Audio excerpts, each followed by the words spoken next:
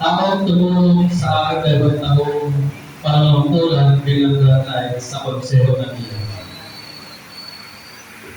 Noong una, isang biruan sa inyo para namin nilagay, sabi ko, ako na akong granay. Kaya naglabot ng iyong mga katotohanan. Sinubo ko ang aking sarili na tumulungan ang ating konseho kahit abot-abot ang kawa sa akin.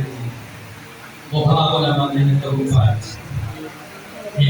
Sinula ko ang mga miyembro na naglalagay na sa ating konseho na lahat na namin kilala ko at ating miyembro ay kinausap ko. At ang mga bagong miyembro na sadya namang mga aktibo hanggang ngayon, ako'y nagpapasalamat sa iyo. Sa ating mga aktibidades ay nandiyan lahat.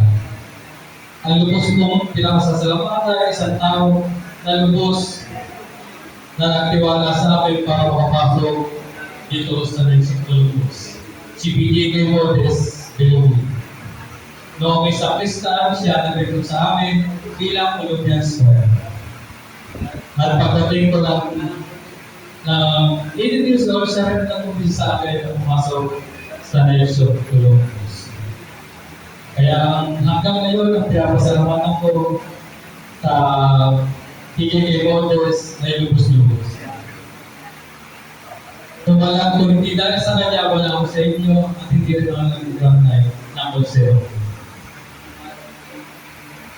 At kay Brother Regan, na aming miyembro, Presidente ng Bugatawi, maraming salamat sa iyong mga proyekto na kasama ang Naisip Columbus, ang program, ang dibdib para sa mga bata, ang basketball for the folks, ang raincoat for the kinder elementary.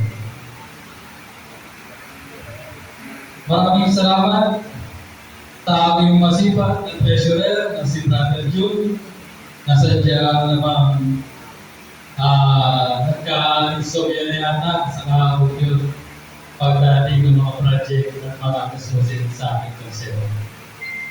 At salamat din kay PJ Billy na lagi ko nakakasama 2 taon kada first Saturday of the month, alas 5 na madaling araw, kami may pagposisyon kasama nga ng Fatima.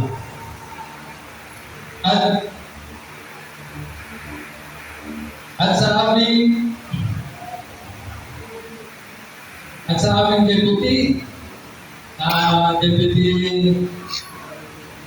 Pepe Lamano, maraming salamat din.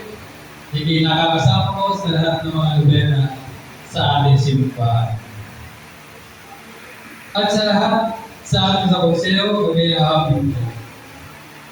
Sa isang puno ng pagwalang ugat ay hindi mabubuhan. Ganon din ang ating konseho.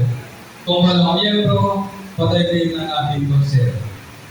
Ayaw mga miyembro na nagsisilbing ugat para magpatuloy na mabuhay ang ating konseho. Kami mga leader ay isang sakalang na pwedeng mabalin at mawala ng silbi kung patay na ng isang puno.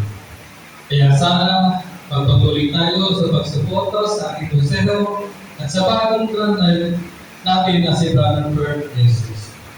Wala man salitang thank you para sa inyong lahat. Kaya ginagdagan ko ng very much para kompleto lang ang aming pasasalamat sa inyong lahat. Viva Jesus!